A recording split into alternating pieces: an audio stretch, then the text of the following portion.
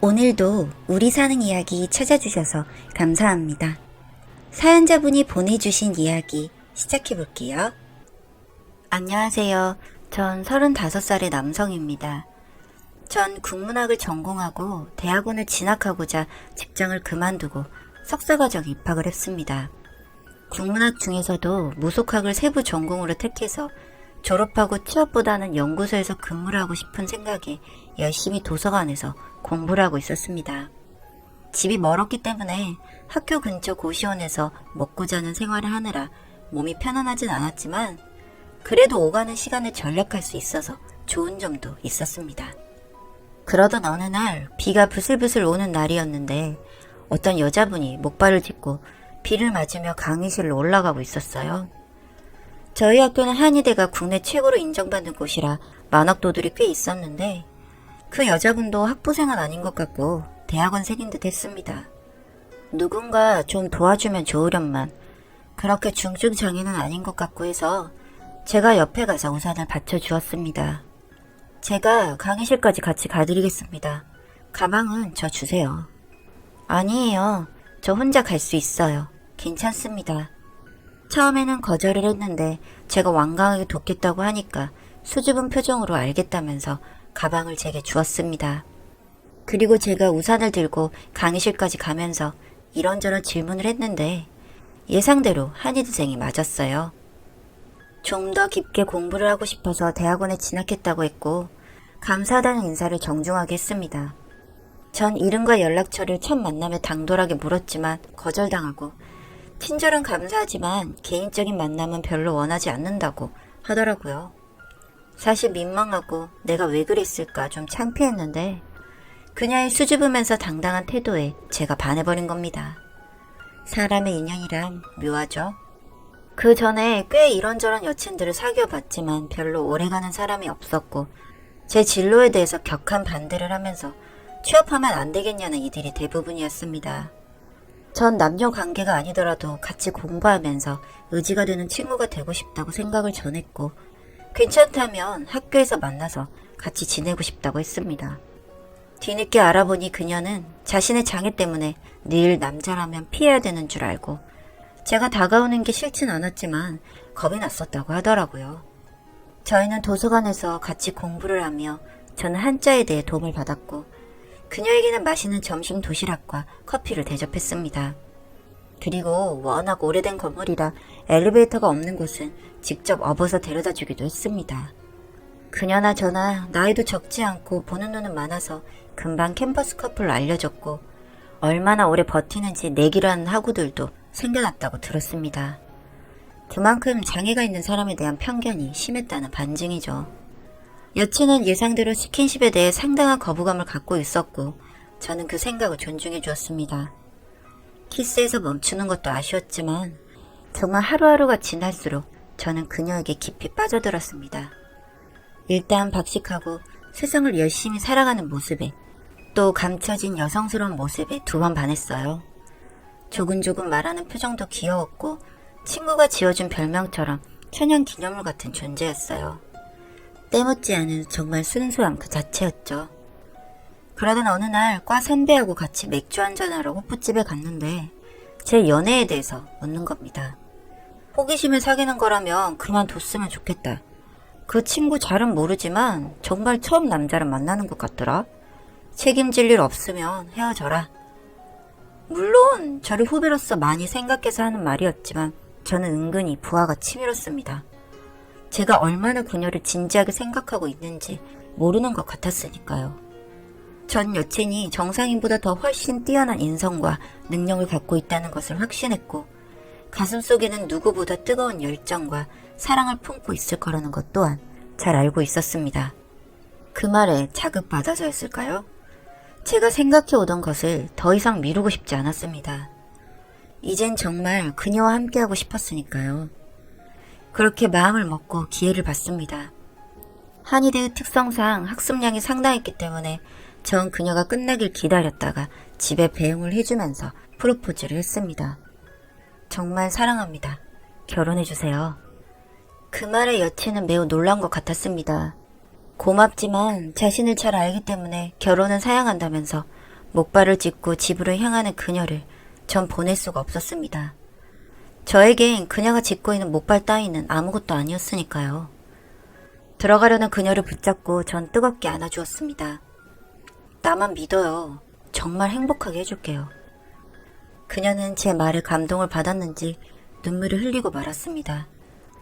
이제부터 문제는 양가의 허락을 받는 일이었습니다. 며칠 후 방학을 하면서 주말에 여친의 집에 인사를 드리러 갔습니다. 부모님께 절을 하면서 절대 마음 아픈 일 없이 사랑해주겠노라고 반드시 약속드리겠다고 말씀드렸죠. 그러자 어머님이 우시는 겁니다. 그때 그 사고만 아니었어도 이렇게 걔가 그렇게 고생하면서 사는 일은 없었을 텐데. 알고 보니 횡단보도에서 돌진하는 트럭을 못 피한 어머님 대신 몸을 날려 엄마를 구하려다가 다친 달이었다고 하시면서 눈물을 쏟으셨습니다. 어머니의 마음은 어땠을지 상상조차 할 수 없었습니다. 사랑하는 자식이 나를 구하기 위해 몸에 장애가 생겼다면 그 속이 어땠을까 싶어서요.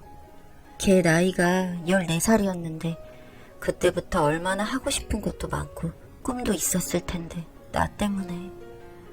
눈물을 흘리는 어머님께 저는 과거의 일은 모두 잊고 앞으로 행복할 날만 있을 거라며 그렇게 말씀드리고 정말 저에게 뭐든 다 해주고 싶어 하셨던 그분들에게 큰 사랑을 받고 올라왔습니다.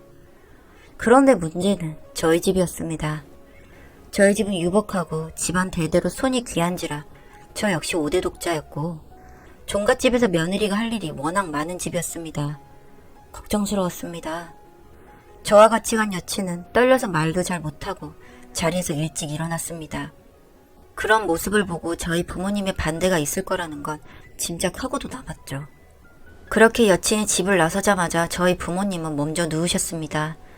종갓집에 5대 독자라는 자식이 절름발인 며느리를 데려왔다며 울고 또 우셨습니다. 보통 사람들이 느끼는 그런 편견인 것을 잘 알고 있음에도 저는 서럽기도 하고 어떻게 하면 부모님의 보수적인 생각을 돌릴 수 있을까 고민했습니다. 의외로 아버지보다 어머니가 더 큰 반대를 하셔서 더욱 난감했죠. 어머니만큼은 제 편이 되어주실 거라고 생각했거든요. 일단은 제게 주어진 마지막 기회였기 때문에 아버지를 먼저 설득하기로 마음먹었습니다. 아버지께 걱정되는 부분은 제가 최대한 노력할 것이고 여친과 가족 계획에 대한 합의도 되었으니 아이 낳는 문제는 걱정 안 하셔도 될 것이라면서 매달렸습니다. 제가 그렇게 아버지를 설득하며 반대로 어머니는 아버지께 절대 이 혼사는 안 된다고 내가 죽기 전엔 안 되니까 흔들리지 말라며 소리를 지르고 오셨습니다. 그런 부모님의 모습도 마음이 아팠고 그 사이 점점 말라가는 여자친구를 보는 제 속도 타들어갔습니다. 저는 일상생활이 불가능했습니다. 저는 학교도 안 가고 끼니도 거르고 그저 폐인처럼 누워만 지냈습니다. 아무런 의욕도 없었고 이 긴 싸움을 이길 수 있을까 그 생각을 하니 정말 속이 터질 것 같았습니다. 하지만 여전히 극렬하게 반대하시는 어머니 역시 전혀 받아들이려는 모습이 보이지 않았고 그렇게 온 집안이 암울해졌습니다. 그렇게 며칠이 지났을까요? 남녀가 정분난 건 못 가른다. 드디어 일주일 만에 아버지가 결론을 내시고 어머니께 선언하셨죠. 그래서 그 어려운 반대를 무릅쓰고 저희는 결혼 허락을 받아냈습니다. 어머니는 절대 식장에 안 가겠다고 소리 지르며 통곡하셨지만 결국 아버지의 설득으로 예쁘게 한복을 입으시고 참석하셨습니다. 신부 입장은 목발 짚거는 어려울 것 같아서 제가 휠체어를 밀면서 공동 입장하는 것으로 했고 한의대 교수님이 주례를 서주셨고요. 그 후 일상으로 복귀해서 저희 두 사람 다 학업에 열중했고 그 와중에 가사노동은 제가 맡는 걸로 해서 아내가 공부에만 집중할 수 있도록 도왔습니다. 신기했던 건 목발을 짚는 데 익숙해서 요리도 한 손으로 곧잘하고 이런저런 살림도 수월하게 해내는 노련함도 보였습니다. 정말 고맙고 아내가 참 사랑스러웠습니다. 그렇게 결혼한 지 석 달쯤 지났을 때였습니다. 집안 어른들이 모두가 걱정을 했던 부분이 다 해소가 되었던 일이 있었습니다. 바로 아내가 입덧을 하기 시작했거든요. 모두가 제일 처음 걱정했던 게 바로 이세 문제였는데 솔직히 저야 아이 없이도 둘이 살면 된다고 생각했었고 몸이 불편하다고 아이를 절대 가질 수 없는 것도 아니었으니 그저 시간에 맡기고 지내자 했는데 생각보다 빨리 아기가 찾아왔습니다. 어른들은 다 아이를 볼 수 있다는 것에 좋아하셨지만 저는 그녀가 힘들어할까봐 걱정스럽고 정말 조심스러웠던 것 같습니다. 임신 기간 내내 정말 조심해가며 지냈고 정기검진을 받으러 가보면 아이는 아주 건강하게 잘 자라고 있다고 했습니다. 더 놀라운 건 아기가 아니고 아기들이었다는 거죠. 네, 저는 쌍둥이 아빠가 되었습니다. 약한 몸에 목발을 짚고 다녀야 하는 아내에게 쌍둥이가 너무 버거울 것 같아서 안타까웠는데 이 사람은 뭐 하나 걱정시키는 것 없이 홀로 씩씩하게 해냈습니다. 어느 누구에게도 의지하지 않고 본인 선에서 할 수 있는 만큼 최선을 다하는 것. 그게 지금까지 아내가 살아온 방식이었겠죠. 염려스러워하던 의사의 소견마저도 아내는 다 이겨냈습니다. 아내가 하반신이 남보다 감각이 덜하기 때문에 제왕절개 수술을 할 수밖에 없는데 위험한 상황이 올 수도 있다며 미리 주의를 주셨거든요. 저보다 아내가 3살이 더 많아서 혹시라도 회복이 느리고 출혈이 잘 멎지 않을 수 있기 때문에 그 점은 생각해야 한다고 해서 수술하러 들어간 아내를 두고 전 밖에서 얼마나 울었는지 모르겠습니다. 그 병원에서도 울보 남편이라고 소문날 만큼 찔찔댔으니 저도 참 어지간하다는 생각이지만 저는 정말 아내를 잃을까봐 걱정이 많았거든요. 하지만 아내는 그것도 다 이겨냈고 건강한 아들 쌍둥이를 제 품에 안겨주었습니다.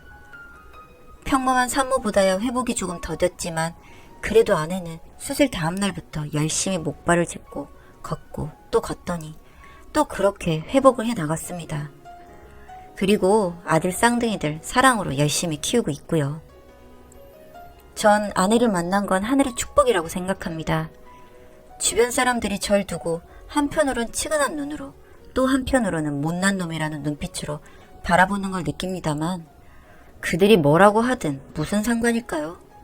몸이 불편한 것보다도 마음에 병이 있는 사람들이 더 안타까운 게 아니냐 하고 말해주고 싶습니다. 그렇게 아내는 현재 어엿한 한의원 원장으로 또 2 아들의 엄마로 의연하게 살고 있습니다. 이제 제가 더 바라는 게 있다면 목발에 자신의 몸 한쪽을 지탱하듯 저에게도 이젠 자신을 온전히 맡겨주는 것입니다. 제가 팔로 부축하면 충분히 더 편히 다닐 수 있는데 저 힘들다고 극구 사양하는 아내거든요. 제가 이 말을 하면 오히려 제 몸 한쪽을 든든히 잡아주는 아내에게 정말 고맙다고 말하고 싶습니다. 긴 글 읽어주셔서 감사드립니다.